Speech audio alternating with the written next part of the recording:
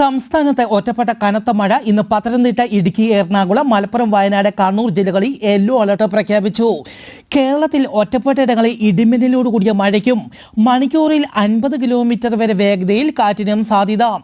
ഇടിമിന്നലിന് സാധ്യതയുള്ളതിനാൽ പൊതുജനങ്ങൾ ജാഗ്രത പാലിക്കണമെന്നും ഇടിമിന്നലിന്റെ ആദ്യ ലക്ഷണം കണ്ടുകഴിഞ്ഞാൽ ഉടൻ തന്നെ സുരക്ഷിത കേന്ദ്രങ്ങളിലേക്ക് മാറുക. ഇടിമിന്നൽ ഉള്ളപ്പോൾ വാതിലിനും ജനലിനും അടുത്ത് നിൽക്കരുതെന്നും അറിയിച്ചു.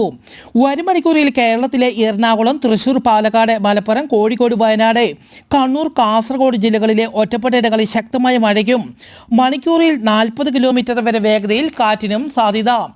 കേരള തീരത്ത് ബുധനാഴ്ച രാത്രി 11:30 വരെ 1 മീറ്റർ വരെ ഉയർന്ന തിരമാലയ്ക്കും കള്ളക്കടൽ പ്രതിഭാസത്തിനും സാധ്യതയുണ്ടെന്ന് മുന്നറിയിപ്പ്. മത്സ്യത്തൊഴിലാളികളും തീരദേശവാസികളും ജാഗ്രത പാലിക്കണം. പൂജവയ്പുമായി ബന്ധപ്പെട്ട് കേരളത്തിലെ സ്കൂളുകൾക്ക് ഒക്ടോബർ 11 അവധി പ്രഖ്യാപിക്കും. ഇത് സംബന്ധിച്ച് ഉത്തരവ് ഉടൻ ഇറക്കും.